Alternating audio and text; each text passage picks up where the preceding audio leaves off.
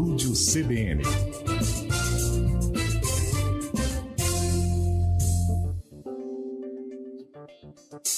2h47. Ansiedade climática.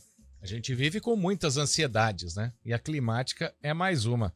Temos o prazer de receber aqui no Estúdio CBN mais uma vez a psicóloga Amana Assunção, que vai falar sobre esse tema com a gente. Amana, boa tarde, obrigado por nos atender mais uma vez. Boa tarde, Guarizo. Prazer todo meu estar aqui. Ansiedade climática. A gente tem ansiedade por causa do trabalho, do estresse, da família, das cobranças, do dinheiro. Do clima também tem, porque a gente vive hoje, não só essa tragédia que o Rio Grande do Sul vive, mas aqui também, na região que tem essa onda de calor, às vezes você tem aquela coisa, olha, eu preciso descansar para trabalhar amanhã, mas está muito calor, eu não consigo dormir. A ansiedade climática é mais ou menos isso, ou tem algo mais específico que você pode explicar para a gente? Ou até um medo, por exemplo, do futuro, né, que já está virando presente com as tragédias que a gente está vendo. Exato, Guarizo.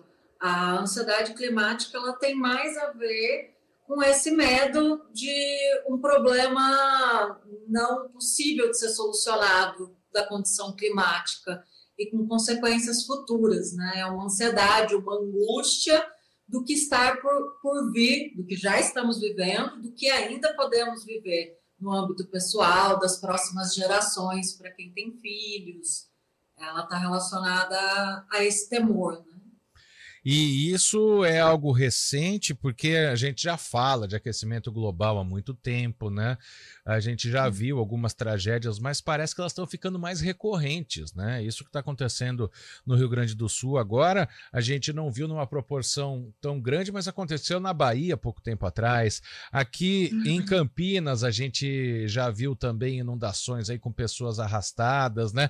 É algo relativamente novo que a psicologia estuda ou já tem algum tempo de preocupação, vamos dizer assim? Já tem algum tempo, principalmente os jovens que estudam mais nas escolas sobre as alterações climáticas e os impactos da evolução humana, né, da ação humana sobre o planeta. Então, já escuto há algum tempo sobre esse quadro de ansiedade climática, só que, obviamente, isso vem se agravando pela frequência dos acontecimentos, né? Então, hoje a gente tem um dado de que em 5 anos a busca sobre questões relacionadas ao clima teve um aumento de 73 vezes. Exato. E entre jovens, assim, principalmente, o relato de sentir essa angústia climática é muito maior. Amana, aí a gente muitas vezes, né, quando pensa em clima, por exemplo, a gente pensa no outro. É o homem que está estragando a natureza e a resposta está vindo do clima.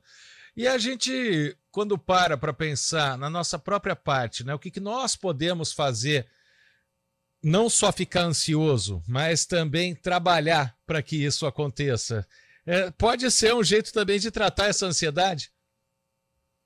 Pode sim, Guarizo. Acho que tem algumas coisas que são importantes serem ditas, que sim, tem uma propensão maior a quem já sofre de ansiedade a desenvolver um quadro de ansiedade climática. Porque isso não significa preocupação. Preocupados todos estamos, com um certo grau de temor, ressentidos, né, por tudo que está acontecendo, por assistirmos tantas pessoas sofrendo, mas aí a ansiedade ela tem um quadro mais paralisante, de perder funcionalidade da vida, de não ter vontade de se divertir, né? Existem graduações diferentes desse nível de ansiedade, entre o que todos vivenciamos, natural, e um agravamento. E uma das coisas que podem ser feitas é exatamente o que você disse. Focar não só em ficar se expondo a assistir e acompanhar os sofrimentos e as notícias constantemente, mas transformar a preocupação em uma ação, né? O que eu posso fazer, o que está dentro das minhas possibilidades, colaborar e não ficar paralisado pelo medo.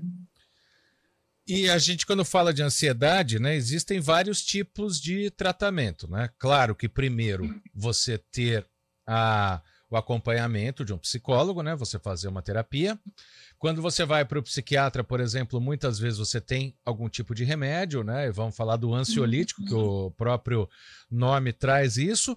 E tem algumas técnicas que podem ser desenvolvidas no dia a dia também. Eu cito principalmente a questão da atividade física, né? Que mexe com o nosso cérebro, que mexe com o metabolismo. O que você indica, né? É uma ansiedade igual às outras, vamos dizer assim, na questão de ser tratada. Isso.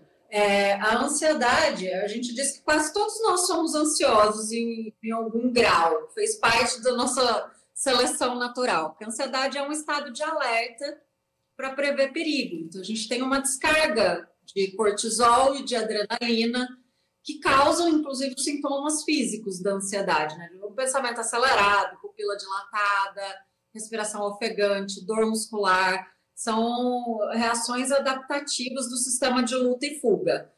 Só que na nossa sociedade essa ansiedade fica mais dispersa, mais abstrata, e aí a atividade física é uma forma de ajudar a reequilibrar essa parte química, é importante. A respiração, uma respiração diafragmática, né? Como eu disse, a respiração ficou ofegante, e isso vai desencadeando todos os sintomas físicos. Então, ter uma prática meditativa, respiratória, são atividades que podem ser utilizadas. Percepção sensorial, porque fica muito na mente e é irracional. Então, por exemplo, dependendo do grau de ansiedade, a pessoa assiste lá alguma cena da tragédia e se põe a imaginar isso acontecendo na vida dela. Se eu tiver, se o meu filho, se eu não tiver canoa para pôr meu filho... Tá, eu não estou na situação. Então, volta para o presente, se tranquiliza, respira. E aí, lógico, como você disse, né, num grau extremo, às vezes precisa de uma intervenção medicamentosa, de outras situações. E mais uma dica, que isso, na verdade, já foi disseminado pela ONU durante a pandemia, a gente precisa limitar o nosso tempo de exposição a assistir coisas sobre essas tragédias. E isso não é fechar os olhos para o sofrimento, mas é saber a nossa própria medida do quanto isso está sendo se tornar consciente ou quanto está causando um sofrimento pessoal que não vai culminar em nenhuma ajuda efetiva. Sim, eu vou aproveitar sua presença, sua entrevista aqui com a gente para falar da ansiedade no modo geral, né? Porque, como você disse, chamou muita atenção e quem está ouvindo se identifica. Muita gente hoje sofre da ansiedade, mas ela tem alguns graus, né? Às vezes a gente tem a crise de ansiedade, né? Quando ela está num ponto assim difícil de se segurar, que tem efeitos, né? A pessoa às vezes tem uma tontura, às vezes ela não consegue levantar do lugar, né? E eu queria que você explicasse para a gente, né? Até para a pessoa que está ouvindo a gente, está se identificando, esses tipos de ansiedade. É você sempre ter, né? Não sei se eu posso chamar de doença, eu acho que é uma palavra muito forte, mas ela até chegar ao pico. É uma escada, não é tudo uma coisa só, né? Exatamente. E algumas pessoas podem nunca chegar ao pico, né? Os fatores são múltiplos e eles podem aparecer em momentos diferentes da vida. Então, você pode estar passando por uma crise muito intensa, um período de estresse, de instabilidade emocional, financeira, e isso agravar o quadro de ansiedade. Numa ansiedade simples, a gente pode estar mais irritadiço, mais acelerado, com um pensamento mais acelerado. Em uma outra graduação, podemos ter o pensamento catastrófico, que vem com essa questão da ansiedade climática, que é prever sempre o pior cenário. Então, e se? Então. E se eu perder o meu emprego? Então, eu posso passar fome. E se o mundo começar a alagar? E se, né? Vai um desencadeamento de pensamentos catastróficos. E isso vai gerando esse estado interno de alerta que pode culminar em insônia, em dificuldade de estar em ambientes públicos, em fobias específicas, dificuldade em trabalhar, várias dificuldades. A crise de ansiedade ela pode pode chegar à crise de pânico, né? Mas normalmente ela vai envolver esses sintomas físicos de tensão muscular, dilatação da pupila, aceleração do coração, que é o que às vezes dá a sensação de um problema cardíaco, que as pessoas ficam com mais medo.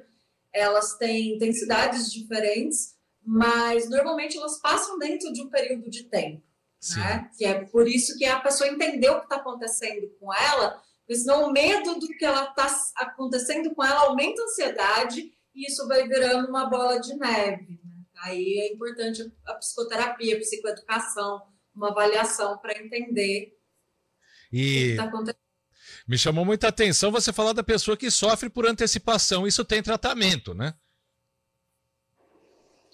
Sim, a gente trabalha no aspecto cognitivo, que é de entender essa antecipação e tentar redimensionar, a gente fala fazer uma verificação desses pensamentos e trocar por pensamentos mais seguros, né? E aí todas essas outras coisas que a gente falou, entre atividade física, respiração, medicação, uma alimentação mais saudável, muito açúcar e cafeína colaboram com o estado ansioso. Perfeito. Quero agradecer muito a Amana Assunção explicando para a gente, né, o que é essa ansiedade climática, o medo do que vai acontecer ou com o que já está acontecendo com o mundo, mas a gente fala de ansiedade de uma maneira geral. Muito obrigado pela entrevista mais uma vez, Amana. Uma boa tarde para você, bom fim de semana. Muito obrigada, Varizo. Boa tarde, estou por aqui quando precisarem, quiserem. Beijo. Beijo. Agora, 2h58, intervalo, repórter CBN.